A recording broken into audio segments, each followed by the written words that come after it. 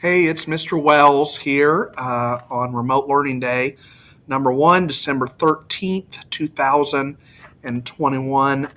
We have been in class reading Sing Down the Moon by Scott Odell, and we're going to keep doing that. I'm going to read to you chapter 14 and 15 today. The pinto beans pushed up through the earth, and the peaches began to swell. Wool from the shearing was stored away for winter weaving.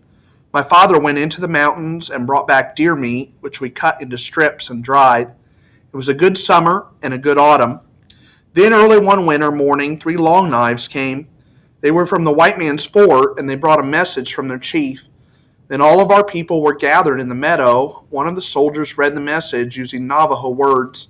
He read fast and did not speak clearly, but this is what I remember. People of the Navajo tribe are commanded to take their goods and leave Canyon de Chelly. The long knife read more from the paper, which I do not remember.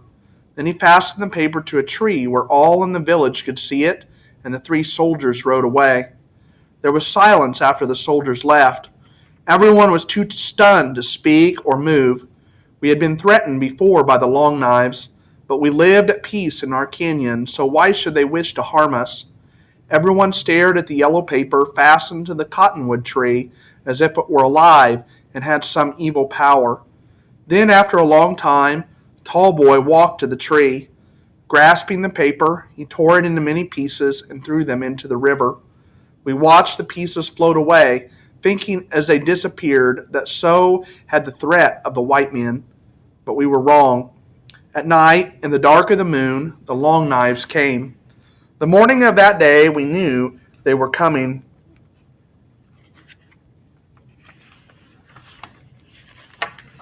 Excuse me. Little Beaver, who was tending his mother's sheep, saw them from the high mesa. He left his flock and ran across the mesa and down the trail, never stopping. He fell in front of his mother's hogan and lay there like a stone until someone threw a gourd of water in his face.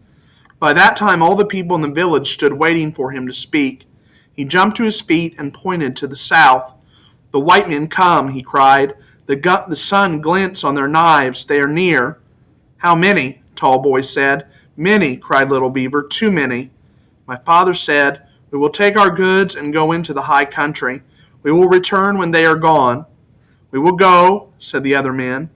But Tallboy held up his hand and shouted, facing the elder Indians, "If we flee, they will follow. If we flee, our goods will remain to be captured. It is better to stay and fight the long knives." "It is not wise to fight," my father said. "No, it is not," my uncle said, and all the older men repeated what he said. It was decided then that we should go, but Tallboy still would not yield. He called to us 5 of the young men to join him in the fight, and they went and stood by him. "We will need you," my father said to the 6 young men. "We will have to go into high country. Your strength will help us there." Tallboy was unbending. My father looked at him, at his arm held helplessly at his side. "How is it, Tallboy, that you will fight?" he said. "You cannot string a bow or send a lance. Tell me, I am listening." I watched Tallboy's face darken. "If you stay and cannot fight, what will happen?" my father asked him. "You will be killed. Others will be killed." Tallboy said nothing. It hurt me to watch his face as he listened to words that he knew were true. I left them talking and went down to the river. When I came back, Tallboy had gathered his band of warriors and gone. We began to pack at once. Each family took what it could carry. There were 5 horses in the village, and they were driven up the mesa trail and left there. The sheep and goats were driven a league away into a secret canyon where they could graze. My flock, my 30 sheep, went too. With the rest, I would have gone with them if I had not thought that in a few days the long knives would leave and we would come back to our village. I would never have abandoned them. When the sun was high, we filed out of the village and followed the river north, walking through the shallow water. At dusk, we reached the trail that led upward to the south mesa. Before we went up the trail, the jars were filled with water. We took enough to last us for a week and 5 sheep to slaughter. The cornmeal we carried would last that long. By that time, the soldiers would be gone. The soldiers could not follow our path from the village because the flowing water covered our footsteps as fast as they were made. But when we moved out of the river, our steps showed clear in the sand. After we were all on the trail, some of the men broke branches from a tree and went back and swept away the marks we had left. There was no sign for the soldiers to see. They could not tell whether we had gone up the river or down. The trail was narrow and steep. It was mostly slabs of stone, which we scrambled over, lifting ourselves from one to the other. We crawled as much as we walked. In places, the sheep had to be carried, and two of them slipped and fell into a ravine. The trail upward was less than half a mile long, but night was falling before we reached the end. We made camp on the rim of the mesa among rocks and stunted pinyon trees. We did not think that the soldiers would come until morning, but we lighted no fires and ate a cold supper of corn cakes. The moon rose and in a short time shone down into the canyon.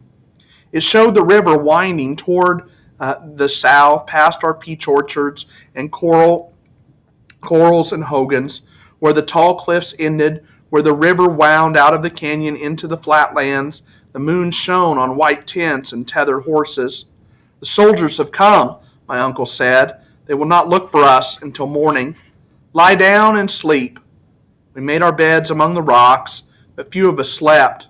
At dawn we did not light fires for fear the soldiers would see the rising smoke, and ate a cold breakfast. My father ordered everyone to gather stones and pile them where the trail entered the mesa. He posted a guard of young men at the trail head to use the stones if the soldiers came to attack us. He then sent 3 of the fastest runners to keep watch on the army below. It was one of the 3 sent. We crawled south along the rim of the mesa and hid among the rocks within sight of each other. From where I crouched behind a pinyon tree, I had a clear view of the soldiers' camp. As the sun rose and shone down into the narrow canyon, I could see the Long Knives watering their horses. They were so far below me that the horses seemed no larger than dogs. Soon afterward, six of the soldiers rode northward. They were riding along the banks of the river in search of our tracks. Once they got off their horses, and 2 of them climbed up to Rainbow Cave, where cliff dwellers had lived long ago, but they found the houses deserted. The soldiers went up to the river, past the trail that led to the place where we were hidden. They did not return until the sun was low. As they rode slowly along, they scanned the cliff that soared above them, their eyes sweeping the rocks and trees, but they did not halt. They rode down the river to their tents and unsaddled the horses. They watched until they lighted their supper fires, then they went back to our camp. Tallboy was sitting on a rock near the top of the trail, at work on a lance. He held the shaft between his knees, using his teeth and a hand to wrap it with a split reed. I was surprised to see him sitting there, for he and the other young warriors had ridden out of the canyon on the morning the Long Knives came. No one had heard from them since that day. Even his mother and father and sisters, who were hiding with us on the mesa, did not know where he was.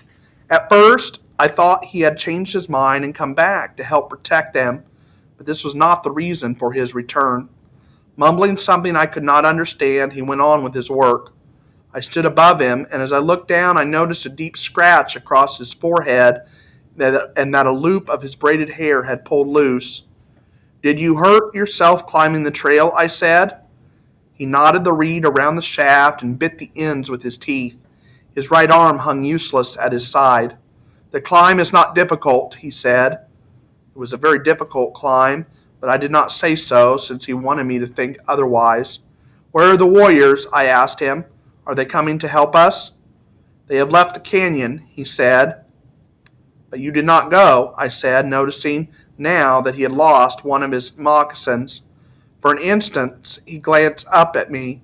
In his eyes I saw a look of shame, or was it anger?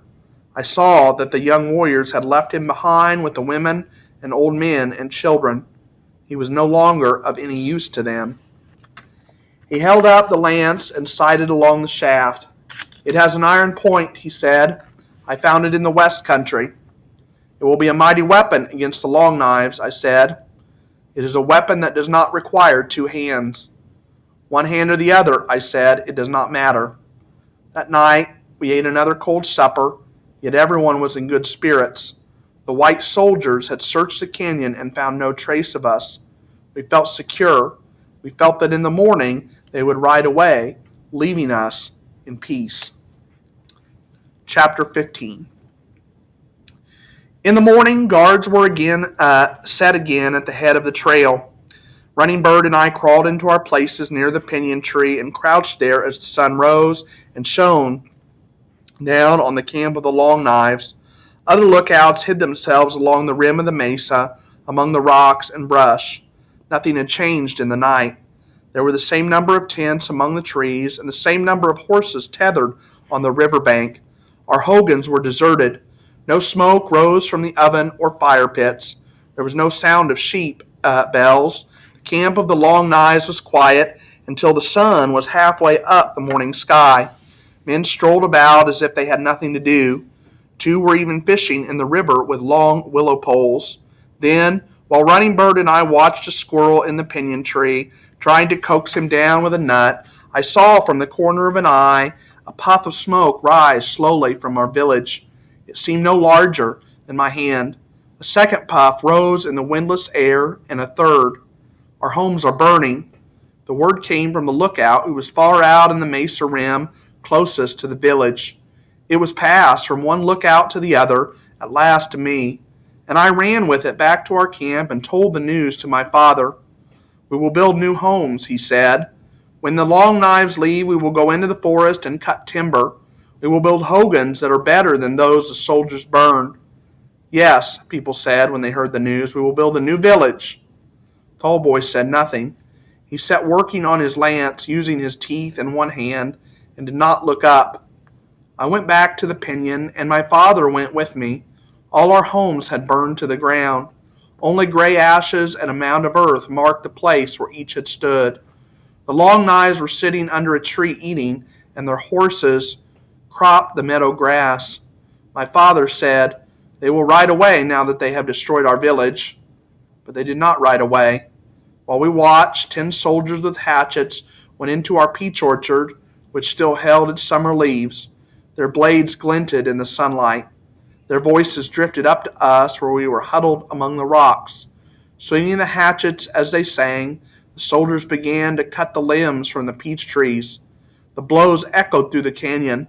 They did not stop until every branch lay on the ground and only bare stumps, which looked like the line of scarecrows, were left. Then at the last, the Long Knives stripped all the bark from the stumps so that we would not have this to eat when we were starving. Now they will go, my father said, and leave us in peace. The soldiers laid their axes aside. They spurred their horses into a gallop and rode through the cornfield, trampling the green corn. Then they rode through the field of ripening beans and the melon patch until the fields were no longer green, but the color of the red earth. We will plant more melons and corn and beans, my father said. There are no seeds left, I said, and if we had seeds and planted them, they would not bear before next summer. We watched while the soldiers rode back to their camp. We waited for them to fold their tents and leave. All that day and the next we watched from the rim of the mesa.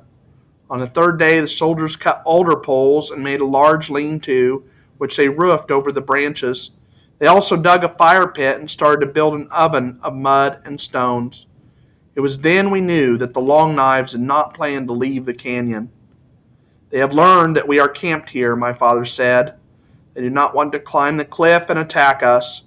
It is easier to wait by the river until we starve. All right, that was chapter 14 and 15. Tomorrow, hopefully, I will be able to read 16 and 17 to you. In the meantime, make sure you're checking your Google Classroom every day. Make sure you're checking your school email every day for the assignments. There are 6 assignments posted for this week on Google Classroom for ELA. And don't forget that tomorrow, Tuesday, December 14th, is the Book Talks. Book Talks at 2:30 on a Google Meet. I'll send a link out to you for that. And then Wednesday, December 15th, at 2 o'clock is going to be the final, also on a Google Meet. That is going to be also sent out to you. I'll send a link out to you for that. Don't forget to hit subscribe, like, and enable your notifications so you can see all my great ELA videos. And remember, in Mr. Wells' class, it's always a great day for ELA. Talk to you later.